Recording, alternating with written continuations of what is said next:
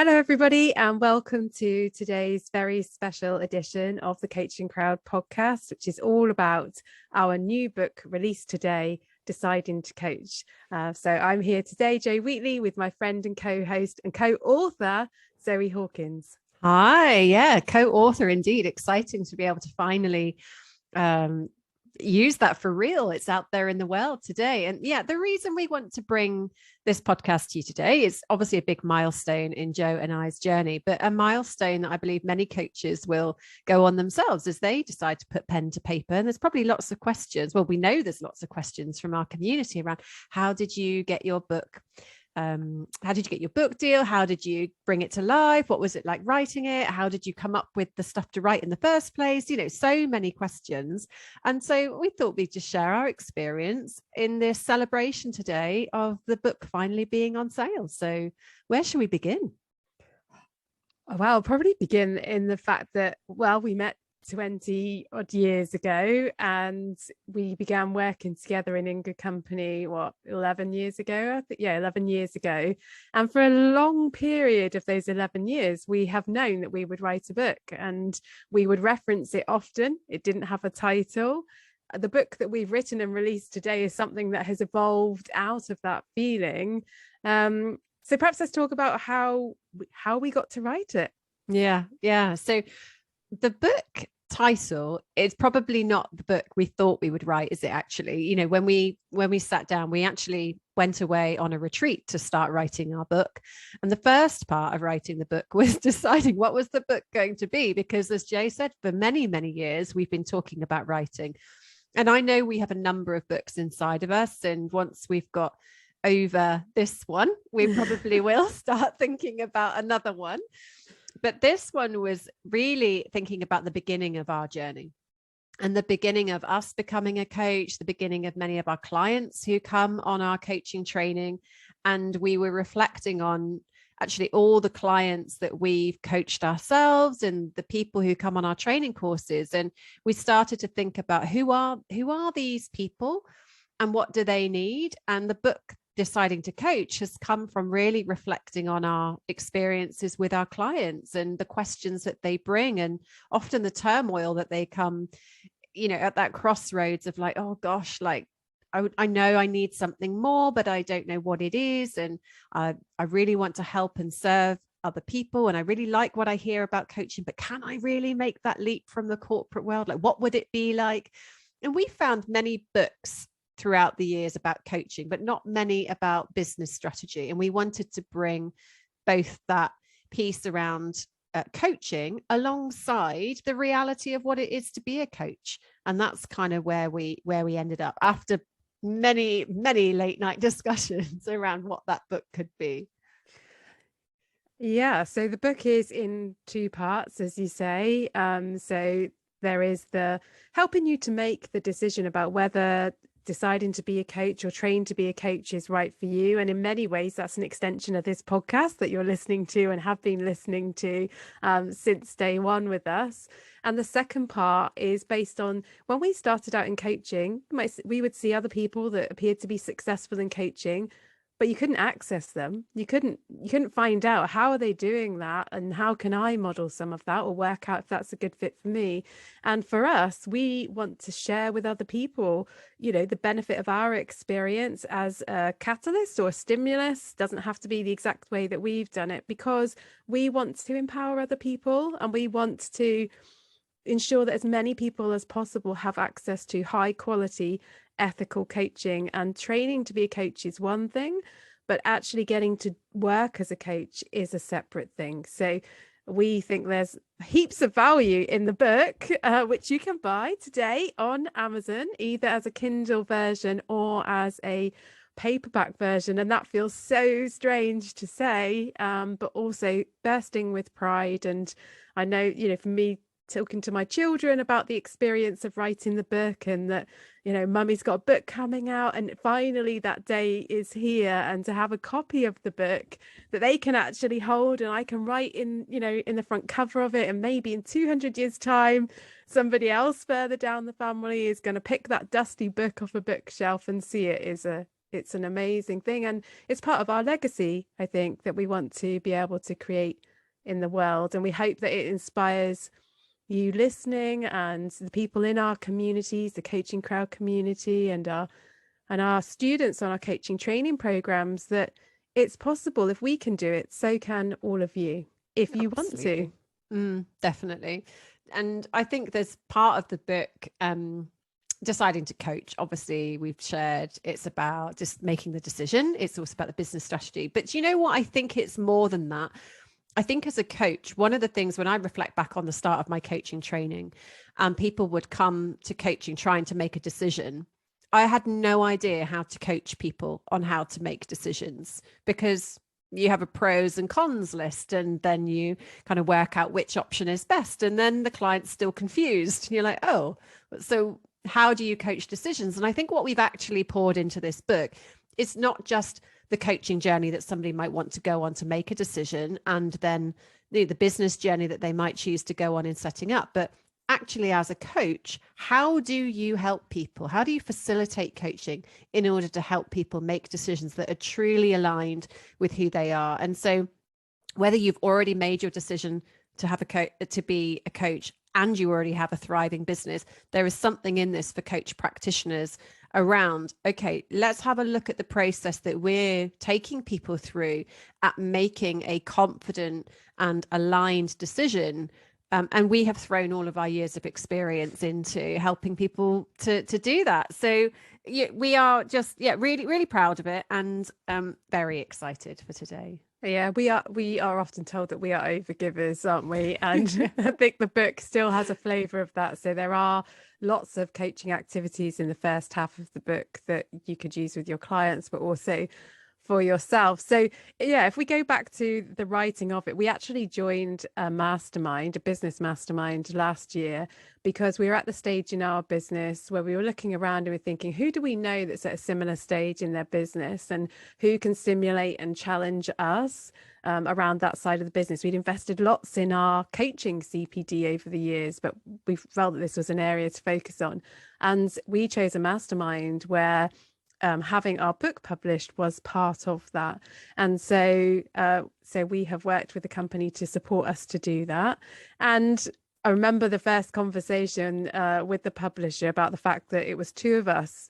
We're co-authoring the book, and they were like, good luck with that, because it's a challenging process to write your book, let alone when there are two hearts, two souls, two views and thoughts to put into that book. And actually that was a really challenging period, working out what is this book going to be about. But also it was confusing because we'd had this idea, like we knew we're going to write a book, and then we've got this opportunity, and then all of a sudden we're thinking, why don't we know what the book is? Because we feel like we've known it. It's almost like this book had been wrapped in wrapping paper for the last 11 years, and we were struggling to rip that wrapping paper off and see what it was. But when we actually got to the retreat, we were at the stage then where we pretty much knew, I think, I don't know, did we know what the title was? But the way we approached it during those 4 days was that we had worked out what some of the titles would be. So we finalized that, didn't we? And then we split the titles. So I took some of the titles, Zoe took some of the titles, and we sat in separate rooms, and we just typed and typed and typed. And then we passed, I'd say, right, this chapter's done now, Zoe, and you'd finish drafting whichever chapter you were on, and then you'd look at the one I sent you, and you'd add or make any edits you wanted, and vice versa. And I think we approached it in quite a generous heart way, because we're so aligned in the way that we think and practice in our coaching, obviously with our own signatures and our own ways of being around that. So unless we thought something really was missing, we're happy for each other that we kind of led on particular chapters. And I think the telling thing is that when my husband read the book when it was complete, he asked me, he said, which bit did you write and which bit did Zoe write? Because I can't tell. So it actually does have that shared voice throughout the book. I remember editing in that first week where we booked that retreat. I remember you passing chapters over to me and vice versa. And I remember thinking as I was reading, like, oh, I might build that. And then I'd read a couple more paragraphs on and you'd already covered it. Oh, so many times that happened to me as well.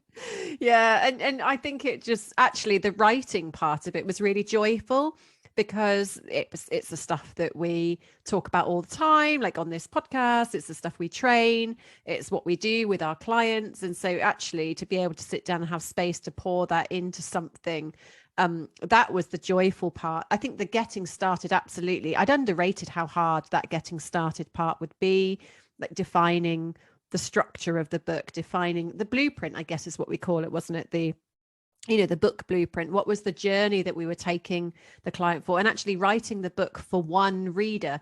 And in all honesty, Jo, I'm not surprised we found this difficult, because that's a flavor of our journey as coaches, isn't it? Like, who are your ideal clients, and picking one person to write the book to, when we probably just wanted to write a book for everybody to enjoy. And so I think many people will look at the book and think, oh, it's not what I was expecting. And that's fine, because actually we had to write a book for a clear reader identity. And I think we've chosen the reader identity that, that fits with our business and fits with our mission to, change conversations, in the world, and invite more courage and more compassion into everyday conversations, for mental health, ultimately every day.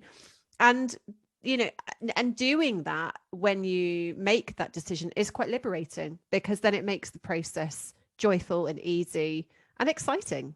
Well, and being on a retreat helps that process. Like being able to have that peace away from normal everyday life and really prioritizing it felt so good. And I suppose the other part of this is, 50,000 words, or I think our book ended up at about 45,000 words.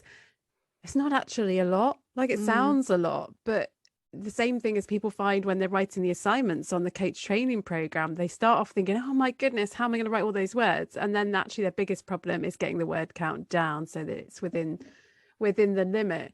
And when you think about, if you post on social media or you've ever written an article, it soon adds up. So the word count, just to reassure anybody that's thinking about writing a bit, that really isn't the problem. And I think through that systemic lens that we have on the world and our work, the book had a life of its own. The book that's been written is the book that was always supposed to be written, and we had to go with the book, didn't we? And I think that was probably the wriggle that we had in the beginning, is like, we wanted to write the book, but this book idea, it had been born years ago. And then it was also about thinking about, how does the book fit into our business that we've created, that's developed during the time that we have been in business? How does it make sense? And where are we meeting the person, the coachee on their journey? And actually, as you said, yes, you might be at the start, but there's also something there if maybe you've qualified as a coach and you don't know how to go about setting up a successful and sustainable coaching business. And that wasn't something that I thought was our role. If we wind back the clock 2 years, I really resisted that, because there was that purist part of me. So I just love coaching. That's not my area of expertise. And actually, it's realizing over the last couple of years that we have developed expertise in this area, and people ask us lots of questions about it. So, we've put together what we know from our experience into the book that we really hope will help coaches out there. As we know, the Coaching Crowd Business Lounge, our membership, does for many coaches that have trained and are working out how to get their businesses off the ground.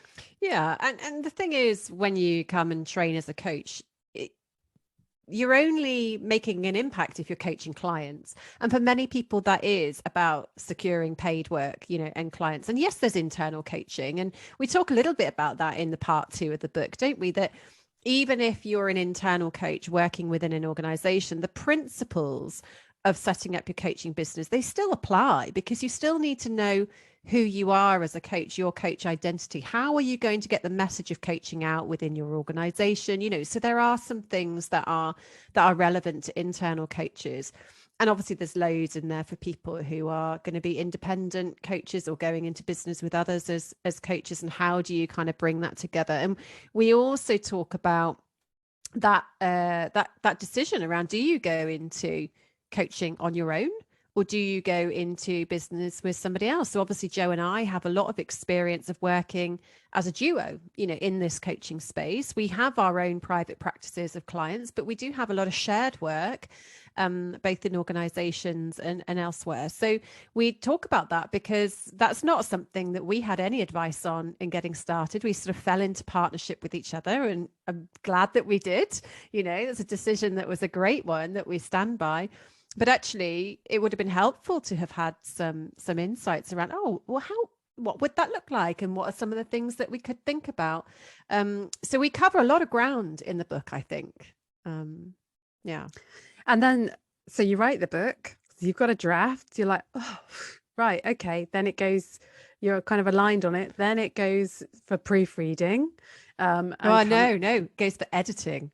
So we write the book, then we have to edit the book. And I think the reason why you probably skipped that out, Joe, is because it was so painful. It was so boring. Editing your own book, like reading it for the 16th time, 45,000 words, is boring. The book isn't boring. The book is great, but the editing process, I wouldn't look forward to that with the next book. But yes, and then it's proofreading. So it's getting, feedback on typos or the use of words. Like, in coaching, we all know we can use words that for some people they only really hear in the coaching world, so it's them being able to decide, do we want to use those words, or do we want to use other words to describe that. But then actually the really one of the enjoyable bits was the book cover.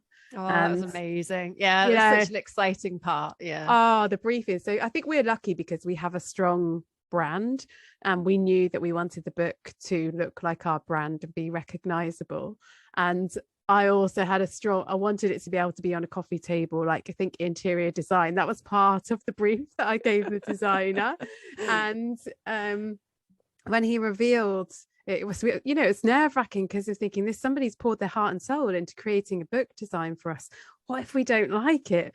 But actually, luckily for us, we did. And he produced, I think we had about 6 or 8 different design covers. They were all good, weren't they? Like, we could have actually chosen any of them and refined any of them, but we're really pleased with the one that we've gone with. Like, feel that it represents our brand, it represents us. It's it's elegant and it's light, and I think it does the book justice. And I don't know if it looks like any other coaching book either. It looks like the book that we were supposed to produce, and gives us potential to create a series, which is a little seed that we've always wondered, would we create a series of books? So we can't wait for you to be able to see that. And in fact, if you hop over into the coaching crowd, there'll be lots of posts about the book and pictures of the book cover in there today. Or you go to Amazon and buy the book and you'll see it, and then you'll actually be able to have it in your hands as well as the paperback, if you like to have something to be able to turn the physical pages of. Yeah, we would love for you to buy the book to support us in bringing this book to life. Obviously, the more sales of the book that we can make today, the more visibility the book gets, and we've actually committed to donating the profits of the book sale that happened today to refugees in Ukraine. We will be supporting a charity there with our book proceeds. So you're also not only getting a great book, but doing a good deed at the same time. So we would love for you to support us. And we genuinely think you'll have a really good read as you kind of sit back and take it all in as well. Or it make a great present for somebody that that is very passion and purpose led, and probably has been thinking about coaching but thought, how on earth would I make a business out of it?